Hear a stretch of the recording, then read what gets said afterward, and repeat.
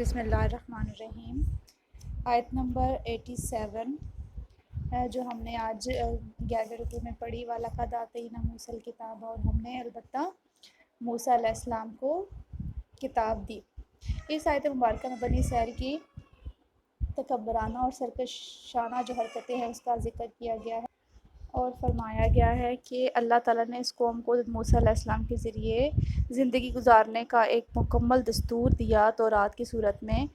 اور اس کے بعد ان کے لیے ایک طویل سلسلہ انبیاء کا جو ہے وہ قائم کیا۔ حضرت یوشع علیہ السلام، حضرت یونس علیہ السلام، حضرت داؤد علیہ السلام، حضرت سلیمان علیہ السلام، اور یہ سلسلہ حضرت عیسیٰ علیہ السلام پر ختم ہوتا ہے، یہاں تک کہ جو انبیاء ہیں انتہائی جلیل القدر ہیں۔ سارے انبیاء جو ہیں موسیٰ حضرت بنی اسرائیل میں آنے والے جلیل القدر پیغمبروں میں ان کا شمار ہوتا ہے۔ حضرت عیسیٰ علیہ السلام کا خصوصی تذکرہ یہاں پہ کیا گیا ہے کیونکہ یہ بنی اسرائیل کی طرف آنے والے جلیل القدر صاحب کتاب پیغمبر تھے۔ ان کے پیدائش سے جو ہے وہ سنی عیسوی کا جو ہے وہ آغاز ہوتا ہے۔ بیت المقدس میں بیت اللہ میں پیدا ہوئے۔ آپ علیہ السلام کا آبائی وطن علاقہ شام میں قصبہ ناصرہ تھا، جس کی نسبت سے آپ کو مسیح ناصری بھی کہا جاتا ہے۔ 33 سال کی عمر میں آپ علیہ السلام تمام مسلمانوں کے عقیدہ کے مطابق آسمانوں پر اٹھا لیے گئے۔ حضرت عیسیٰ علیہ السلام کو اور بہت زیادہ معجزات جو ہیں وہ عطا کیے گئے، جیسے بن باپ کی پیدائش معجزانہ طور پر ہوئی۔ ان کی والدہ کا نام مریم بنت عمران علیہ السلام تھا۔ شیر خارگی میں ہی آپ کو بولنے کی آپ نے گفتگو کی، یہ والا معجزہ بھی آپ کو عطا ہوا۔ جو اپاہج ہوتے تھے ان کے چھو لینے سے، ان کے ہاتھوں کے مس کر دینے سے شفا ان کو مل جاتی تھی، اور مردوں کو دوبارہ زندہ کر دیتے تھے اللہ کے حکم سے۔ مٹی سے پرندہ بنا کر اس میں پھونک مار کر اللہ تعالیٰ کے حکم سے اس کو اڑا دیتے تھے۔ اس کے علاوہ غیب کی خبریں بتایا کرتے تھے۔ اس کے علاوہ حضرت عیسیٰ علیہ السلام کو ہمیشہ روح القدس یعنی حضرت جبریل امین کی تائید اور امداد حاصل رہی۔ ویسے تو جبریل امین ہر نبی کے جو ہے وہ محافظ اور ان کی امداد پر مامور ہوتے تھے، لیکن حضرت عیسیٰ علیہ السلام کی خصوصی تائید جو ہے وہ ان باتوں کی وجہ سے ظاہر ہوتی ہے۔ ایک تو یہ کہ بوقت ولادت حضرت عیسیٰ علیہ السلام کو شیطان کے چھونے سے حفاظت فرمائی۔ اس کے علاوہ ان کے پھونک مارنے سے حضرت عیسیٰ علیہ السلام کا حمل قرار پایا، اور یہود آپ علیہ السلام کے دشمن تھے۔ یہود آپ کو اپنا دشمن گردانتے تھے۔ اس کی وجہ اگلے آنے والے رکوع میں جو ہے وہ اس کی وضاحت کروں گی۔ جبریل امین جو تھے وہ ان کی ہمیشہ ان کا دفاع کرتے تھے، حتیٰ کہ جب ان کو سولی پہ لٹکایا گیا تو وہاں سے بھی ان کو بچا کر لے آئے۔ حیرانگی کی بات یہ ہے کہ ان تمام واضح نشانیوں اور بالکل واضح معجزات کے بعد یہود نے سرکشی اور تکبر کی راہ اختیار کی، اور جب کبھی بھی وہ جو رسول آتے تھے ان کی خواہشات کے خلاف کوئی حکم لے کر آتے تو یہ غرور سے ان احکامات کو جھٹلا دیتے تھے۔ بعض انبیاء کی کھلم کھلا تکذیب کرتے تھے، اور بعض جو ہیں ان کو قتل کر دیتے تھے انبیاء علیہ السلام کو، جیسے حضرت زکریا اور حضرت یحییٰ کا قتل ان کے ہاتھوں میں ہے، جس کا میں نے تذکرہ پچھلے جو رکوع ہے ان میں نے آپ کو بتایا تھا۔ مدینہ کے جو یہود تھے وہ بھی ڈھٹائی اور بے شرمی کے حدوں کو چھو رہے تھے۔ حضرت نبی کریم صلی اللہ علیہ وآلہ وسلم اور مسلمان جب ان کو دعوت اسلام دیتے تھے اور قرآن کی تعلیمات پیش کر کے ایمان کا مطالبہ کرتے تھے تو وہ بڑی ڈھٹائی سے کہتے تھے کہ ہمارے دلوں پر غلاف ہے۔ اس کا مطلب مفسرین نے دو طریقے سے بتایا ہے، دو مفہوم بیان کیے ہیں۔ ایک تو یہ کہ وہ شاید اس کا مطلب یہ ہو کہ ہم اپنے عقیدے میں اس قدر پختہ ہیں کہ ہمارے دلوں پر حضور صلی اللہ علیہ وآلہ وسلم کی باتوں کا اثر نہیں ہو سکتا۔ دوسری بات یہ کہ ہمارے قلوب، ہمارے دل جو ہیں وہ علم و عرفان کا خزانہ ہیں، ہم پہلے سے ہی بہت زیادہ عالم فاضل ہیں، لہٰذا مزید کسی نئی تعلیم کی ضرورت ہی نہیں ہے۔ اس ہٹ درمی کا نتیجہ اللہ تعالیٰ کی لعنت کی صورت میں ظاہر ہوا، اور اللہ تعالیٰ کی لعنت یعنی کہ اللہ کی رحمت سے دوری، جس کی حقیقت یہ ہے کہ یہ برے باطل عقائد پہ اڑے رہے اور دانستہ حق کو قبول نہ کرنے کی جو ہے انہوں نے جسارت کی۔ یہ کوئی خوبی نہیں ہے بلکہ یہ حق سے دوری کی علامت ہے۔ اس کے بعد جو یہ ارشاد ہوا کہ وہ بہت تھوڑا ایمان رکھتے ہیں، اس کا مطلب یہ ہے کہ ان میں سے بہت کم لوگ جو ہیں وہ ایماندار تھے، یا دوسرا مطلب یہ بھی ہو سکتا ہے کہ ان کا ایمان بہت کم ہے یا وہ ایمان کی دولت سے بالکل محروم ہے۔ آیت نمبر 89 میں اللہ تعالیٰ نے ارشاد فرمایا کہ وَلَمَّا جَاءَهُمْ، کہ جب نبی کریم صلی اللہ علیہ وآلہ وسلم کی رسالت کا انہوں نے انکار کیا تو اس کا سبب وہ بیان کرتے ہیں۔ اس آیت کی تفسیر مولانا مودودی رحمۃ اللہ علیہ اپنی تفسیر تفہیم القرآن میں بیان کرتے ہیں کہ حضور صلی اللہ علیہ وآلہ وسلم کی آمد سے پہلے اہل یہود بڑی بے چینی سی آخر زمان نبی صلی اللہ علیہ وآلہ وسلم کے منتظر تھے، جس کی تشریف آوری کی پیشن گوئی ان کے انبیاء نے کی تھی۔ دعائیں مانگا کرتے تھے کہ جلدی سے وہ آئے تو کفار کا غلبہ مٹے اور پھر ہمیں ہمارے عروج کا دور شروع ہو۔ خود اہل مدینہ اس بات کی گواہ تھے کہ باسط محمدی صلی اللہ علیہ وآلہ وسلم سے پہلے ان کے ہمسایہ یہودی آنے والے نبی صلی اللہ علیہ وآلہ وسلم کی امید پر جیا کرتے تھے، اور ان کے آئے دن کا تکیہ کلام یہی تھا کہ اچھا اب تو جس کا جی چاہے ہم پر ظلم کر لے، جب وہ نبی صلی اللہ علیہ وآلہ وسلم آئے گا تو ہم سب ظالموں کو دیکھ لیں گے۔ اہل مدینہ یہ بات سنتے رہتے تھے۔ جب نبی کریم صلی اللہ علیہ وآلہ وسلم کے حالات معلوم ہوئے تو انہوں نے آپس میں یہ کہنا شروع کر دیا کہ دیکھنا کہیں یہودی تم سے بازی نہ لے جائیں، کہیں پہلے تم پر ایمان نہ لے، کیونکہ پہلے سے وہ اتنا انتظار میں تھے کہ آپ صلی اللہ علیہ وآلہ وسلم کی آمد کا ہر وقت جو ہے وہ گیت گایا کرتے تھے، اور جیسے ہی نبی کریم صلی اللہ علیہ وآلہ وسلم کی تشریف آوری ہوئی تو یقیناً وہ پہلے ایمان لے آئیں گے، تو چلو ہم پہلے ایمان لاتے ہیں نبی صلی اللہ علیہ وآلہ وسلم پر اور ہم پہل کرتے ہیں۔ مگر ان کے لیے یہ عجیب ماجرا تھا کہ وہی یہودی جو آنے والے نبی صلی اللہ علیہ وآلہ وسلم کے انتظار کی گھڑیاں گن رہے تھے، اس کے آنے کے بعد سب سے بڑھ کر ان کے مخالف ہو گئے۔ قرآن حکیم تورات اور اس کی تعلیمات کی تصدیق کرتا ہے۔ قرآن کریم جو ہے وہ واحد کتاب ہے جو پچھلی کتابوں کی تصدیق کرتا ہے۔ وہ یہ مانتا ہے کہ جو پچھلی کتابیں ان کے اوپر نازل ہوئیں وہ برحق تھیں، اور وہی تعلیمات آگے مزید ان کے اندر جو ہے وہ وضاحت کے ساتھ قرآن مجید میں موجود ہے۔ یہود نے آپ صلی اللہ علیہ وآلہ وسلم پر ساری علامات دیکھ لی تھیں، آپ کو پہچان گئے تھے اور جانتے تھے کہ نبی آخر زمان ہیں، لیکن حسد اور اناد کی بنا پر ایمان لانے سے انکار کر دیا اور اپنی اس دعا کو بھی بھول گئے جو وہ ہر وقت کرتے رہتے تھے۔ وہ کہا کرتے تھے کہ اے اللہ، آنے والے نبی صلی اللہ علیہ وآلہ وسلم کے طفیل ہمیں غلبہ عطا کر، جس کی تصدیق ابن حشام کی روایت سے بھی ہوتی ہے۔ ایک نو مسلم انصاری صحابی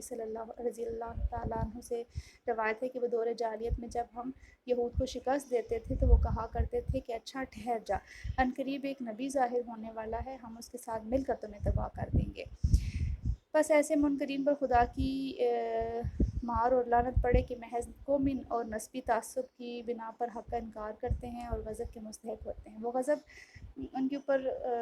آتا ہے، غضب علی الغضب، کہ اس کا پہلا سبب یہ ہے کہ یہود نے حضرت صلی اللہ علیہ وسلم کی رسالت کا انکار کیا تھا، دوسری وجہ حضور صلی اللہ علیہ وسلم کی نبوت کو تسلیم نہ کرنا ہے۔ بلا سبب انکار کی بنا پر یہود اللہ تعالیٰ کے غضب کا شکار ہوا، اور دوسرے غضب ان کے حسد کی وجہ سے نازل ہوا۔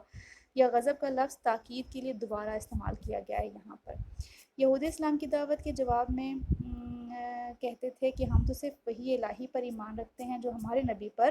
نازل ہوئی تھی، اس کے سوا کسی دوسری وحی پر ایمان لانے کی ہمیں حاجت نہیں ہے۔ گویا وہ تورات کے علاوہ باقی الہامی کتابوں کے انکاری تھے۔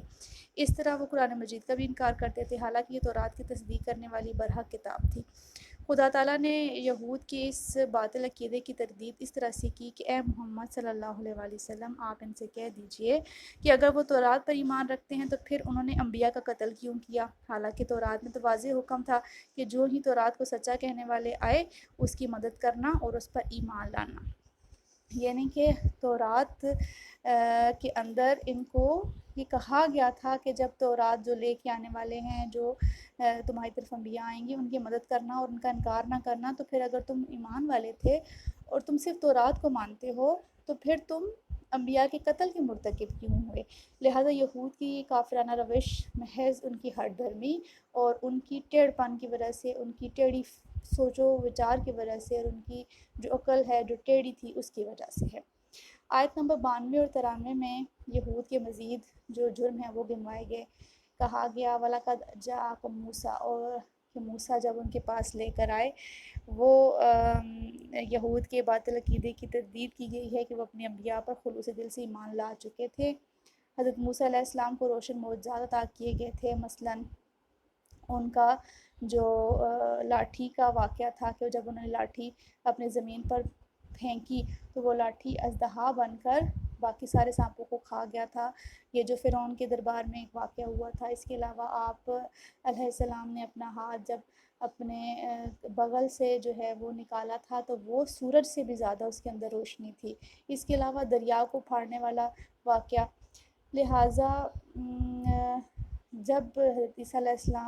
موسیٰ علیہ السلام 40 روز کے بعد کوہ طور پر سے واپس تشریف لائے تو ان کی غیر حاضری میں ان کی قوم نے بچھڑے کی پوجا کر دی تھی۔ وہ بچھڑے کی پوجا جو ہے انہوں نے کی تھی کہ ان کے ہاں ایک جادوگر سامری کے نام سے نمودار ہوا، اور اس نے لوگوں کو مختلف شعبدہ بازیوں سے جو ہے وہ اپنا گرویدہ بنا لیا، اور اس نے یہ بھی کہا کہ جو ہے آپ اگر مجھے سونا لا کر دیں تو میں آپ کو سونے کے عوض ایک ایسا بچھڑا بنا کر دوں گا جو حرکت کرے گا اور بول چال کرے گا۔ تو انہوں نے حضرت موسیٰ علیہ السلام جس وقت کوہ طور پر تھے اپنا سارا سونا وغیرہ جو ہے جادوگر سامری کو دیا، تو جادوگر سامری نے وہ سونا پگھلا کر ایک بچھڑے کی شکل میں بنایا، اور وہ بچھڑے کے اندر کسی چیز سے اس نے مٹی سے یا کسی چیز سے اس کے اندر جان ڈال دی کہ وہ حرکت کرتا تھا، بولتا چالتا تھا۔ تو یہ اس کے آگے جھک گئے، اور انہوں نے چونکہ شرک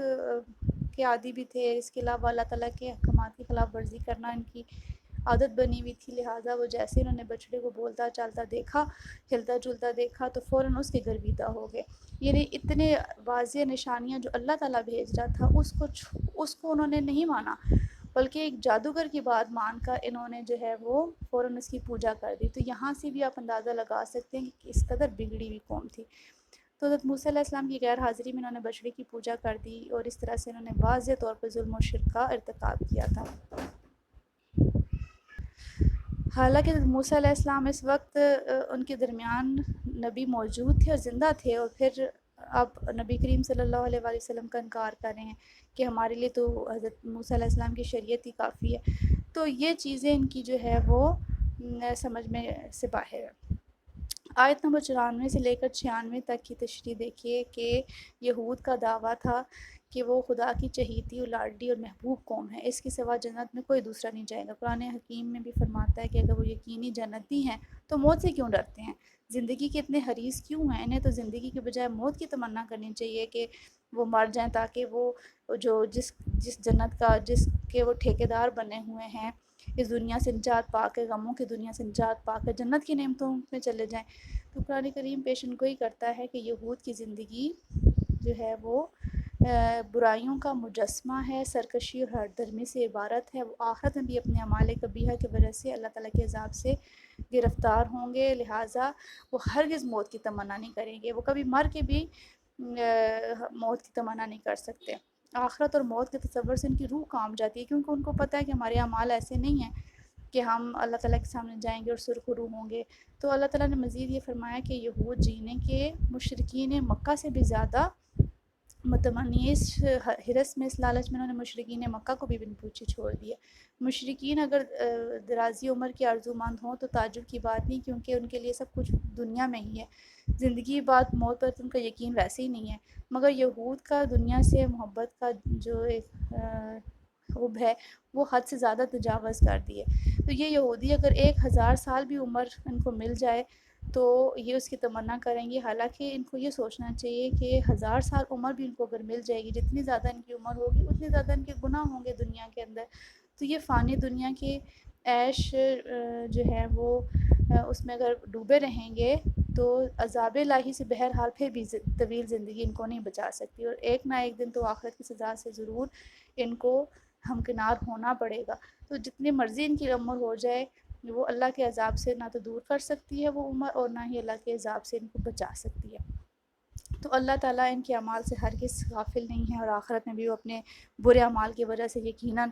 وہ جو کچھ انہوں نے کیا ہوگا اسے ضرور دو چار ہوں گے۔ آج بھی یہود کی جو حب دنیا، ہر مال سے جو محبت ہے، وہ سب لوگ جانتے ہیں کہ یہودی جو ہیں وہ دنیا داری میں اور مال و متاع میں جو ہیں وہ ان کی محبت حریص ہیں، لالچی ہیں بہت زیادہ۔ ان آیات میں مسلمانوں کو بھی عبرت پکڑنی چاہیے کہ وہ دنیا کے چند روزہ مال و دولت پر اس قدر عاشق نہ ہوں، اس قدر اپنی زندگی نچھاور نہ کر دیں، اور اللہ تعالیٰ سے ملاقات کا جو شوق ہے ان کے دلوں سے نہ نکل جائے، بلکہ مومن کی تو یہ شان ہے کہ وہ ہمیشہ موت کو خوش آمدید کہے اور اس کے لیے ہمیشہ اپنے آپ کو تیار رکھے۔ انہیں موت کو گلے لگاتے ہوئے خوشی ہونی چاہیے، نہ کہ ان کو موت سے خوف کھانا چاہیے اور زندگی کا حریص ہونا چاہیے۔ یہاں تک میں نے آپ کو 11ویں رکوع کی تشریح پہلے لفظی ترجمہ اور با محاورہ ترجمہ کیا، اس کے بعد تشریح بھی کرا دی۔ کسی کو کچھ چیز سمجھ میں نہ آئے تو وہ مجھ سے پوچھ سکتا ہے۔